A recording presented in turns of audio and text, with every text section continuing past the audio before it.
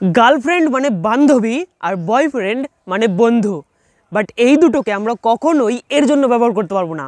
এটা রোম্যান্টিক রিলেশনে ঠিক আছে, গার্লফ্রেন্ড মানে প্রেমিকা, বয়ফ্রেন্ড মানে প্রেমিক।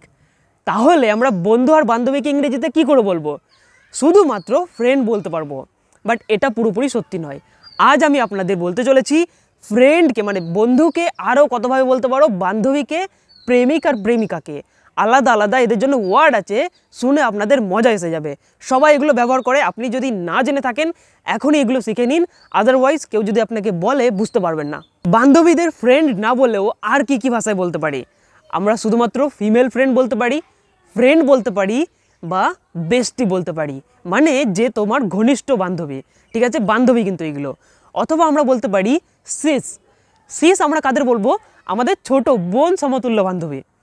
লাইলা, don't think bad about me, she is my sis. Okay, আমি বললাম যে ও আমার বান্ধবী, মানে ছোট বোনের মতো। আরও অনেক কিছু বলতে পারি, যেমন আমরা বলতে পারি হোম গার্ল বা চিক। মেল ফ্রেন্ড মানে ছেলে বন্ধু, শুধু ফ্রেন্ড মানেও ছেলে বন্ধু। আর ব্রো বা ডুড এটা আমরা একটু ফ্রেন্ডলি ওয়েতে বলবো। আর যখন আমরা আরও ভালো করে বলতে চাইবো তখন বলবো বাডি। হে বাডি, গুড টু সি ইউ, ভাই তোর সাথে দেখা হয়ে খুব ভালো লাগলো। আরও বলতে পারি ভাই বা ভাইয়া। গার্লফ্রেন্ডের জন্য প্রচুর শব্দ তৈরি হয়েছে। প্রেমিকা মানে তো গার্লফ্রেন্ড, এটা সবাই জানি। পার্টনার মানে অনেক দিন রিলেশন থাকার পরে এই শব্দটা আমরা ব্যবহার করব। মাই গার্ল এটাও সেম। সুইট হার্ট, কিন্তু আমরা কাউকে দেখে এমনি ফিদা হয়ে গেলাম, হাই হাই হাই, তখন আমরা বলবো ক্রাশ। হলো এগুলো হচ্ছে গার্লফ্রেন্ডের জন্য।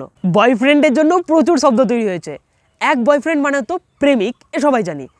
এরপরে বলবো পার্টনার বা মাই ম্যান, এগুলো হচ্ছে অনেক দিন ধরে রিলেশনে থাকলে তখন এটা ব্যবহার করি।